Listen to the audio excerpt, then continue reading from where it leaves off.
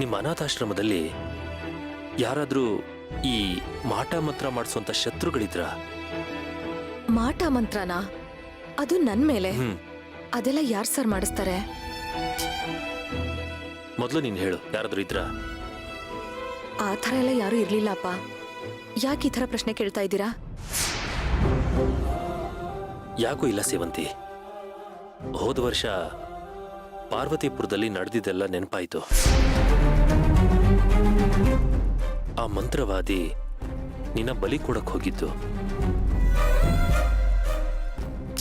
ಅಲ್ಲ, ಗೊತ್ತಿ ಗುರಿ ಇಲ್ದಿರೋ ಊರಲ್ಲಿ ನಿನ್ನನ್ ಯಾಕೆ ಬಲಿ ಕೊಡ್ತಾನೆ? ಯಾರೋ ನಿನ್ ಶತ್ರುಗಳೇ ಇದನ್ನೆಲ್ಲ ಮಾಡಿರಬಹುದಾ ಅಂತ ನನಗೆ ಅನುಮಾನ. ಆ ಥರ ಎಲ್ಲ ಏನೂ ಇರ್ಲಿಲ್ಲ ಸರ್. ಗೊತ್ತಿಲ್ಲದೆ ಇರೋ ಊರಂತ ನೀವೇ ಹೇಳ್ತೀರಾ. ಅಲ್ಲಿ ನನ್ನ ಶತ್ರುಗಳು ಹೇಗಿರೋದಕ್ಕೆ ಸಾಧ್ಯ? ಈ ಮಾಟ ಮಾಡ್ಸೋರೆಲ್ಲ ಹಾಗೆ ಒಂಟಿ ಹೆಂಗಸರ್ನ, ಬಸ್ರಿ, ಬಾಣಂತೀರ್ನ ಫಾಲೋ ಮಾಡ್ತಾರೆ. ಹೇಳೋರು ಕೇಳೋರು ಇದ್ರೆ ಹೊಡಿತಾರೆ ಅನ್ನೋ ಭಯ ಅವ್ರಿಗೆ. ನಾನ್ ಪಾರ್ವತಿಪುರದಲ್ಲಿ ಒಬ್ಳೇ ಇದ್ನಲ್ಲ, ಅದನ್ನ ಗಮನಿಸಿ ನನ್ನ ಕರ್ಕೊಂಡು ಹೋಗಿರ್ತಾರಷ್ಟೇ. ಇಲ್ಲ ಸೇವಂತಿ, ಇಲ್ಲಿ ಬೇರೆ ಏನೋ ಇದೆ ಅಂತ ನನಗನ್ನಿಸ್ತಾ ಇದೆ. ಬೇರೆ ಏನೂ ಇಲ್ಲ ಸರ್. ಇಂಥ ಕತೆಗಳನ್ನ ನಾನು ಬುಕ್ಗಳಲ್ಲಿ ತುಂಬಾ ಓದಿದ್ದೀನಿ. ಇಲ್ಲ ಸೇವಂತಿ, ಖಂಡಿತ ಇಲ್ಲೇನೋ ಇದೆ. ಅದೇನು ಅಂತ ನಾನು ಕಂಡು ಹಿಡಿತೀನಿ. ಅಲ್ಲ ಸರ್, ಅಶ್ವಿನ್ ನನ್ನನ್ನ ಸಾಯಿಸೋದಕ್ಕೆ ಅಂತ ಅಟ್ಟಿಸ್ಕೊಂಡ್ ಬಂದ.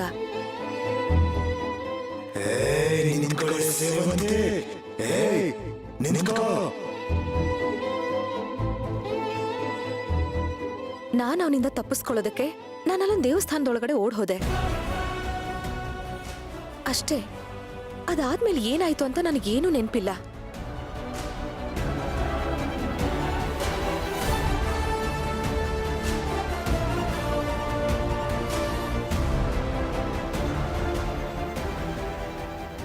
ಯಾಕೆ ಸರ್ ಇಷ್ಟೊಂದು ಯೋಚನೆ ಮಾಡ್ತಾ ಇದ್ದೀರಾ? ಸೇವಂತಿ, ನಿನ್ನ ಕಣ್ಣು ಮುಂದೆನೆ ನಿನ್ಗೆ ಗೊತ್ತಿಲ್ದಿರೋ ಹಾಗೆ ಎಷ್ಟೋ ಘಟನೆಗಳು ನಡೆದಿದೆ. ಅದನ್ನ ನಿನಗೆ ಹೇಳಬಾರ್ದು ಅಂತ ಅನ್ಕೊಂಡಿದ್ದೆ. ಆದ್ರೆ ನೀನು ಮತ್ತೆ ಯಾಮಾರಬಾರ್ದು, ಹುಷಾರಾಗಿರ್ಲಿ ಅನ್ನೋ ಕಾರಣಕ್ಕೆ ನಿನಗೆಲ್ಲ ಹೇಳ್ತಿದ್ದೀನಿ. ಏನಾಯ್ತು? ದೇವಿಯ ದೃಷ್ಟಿ ಈಕೆ ಮೇಲೆ ಬಿದ್ದಿದೆ. ದುರ್ಗಾದೇವಿಯು ಈಕೆಯ ಮೇಲೆ ಆವಾಹನೆಯಾಗ್ಬಿಟ್ಟಿದ್ದಾಳೆ. ದುರ್ಗೆಯನ್ನು ಶಾಂತಗೊಳಿಸಬೇಕಾದ್ರೆ ಆ ಪರಮಾತ್ಮನಿಂದ ಮಾತ್ರ ಸಾಧ್ಯ. ಈ ದೇವಸ್ಥಾನದ ಈಶಾನ್ಯ ಮೂಲೆಯಲ್ಲಿ ಪುರಾತನ ಕಾಲದ ಒಂದು ಶಿವಲಿಂಗವಿದೆ. ಆ ಶಿವನಿಗೆ ಅಭಿಷೇಕ ಮಾಡಿ ಆ ತೀರ್ಥವನ್ನು ತಂದು ನಿನ್ನ ಹೆಂಡತಿಯ ಮೇಲೆ ಪ್ರೋಕ್ಷಣೆ ಮಾಡಿದಾಗ ದೇವಿ ಶಾಂತಳಾಗುತ್ತಾಳೆ.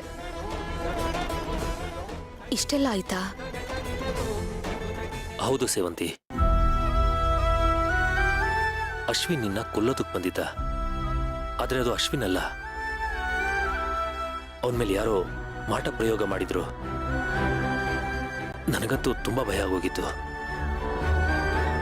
ನೀನು ಉಳಿಸ್ಕೊಳ್ಳೋದೆ ದೊಡ್ಡ ಸಾಹಸ ಆಗೋಗಿತ್ತು ನನಗೆ.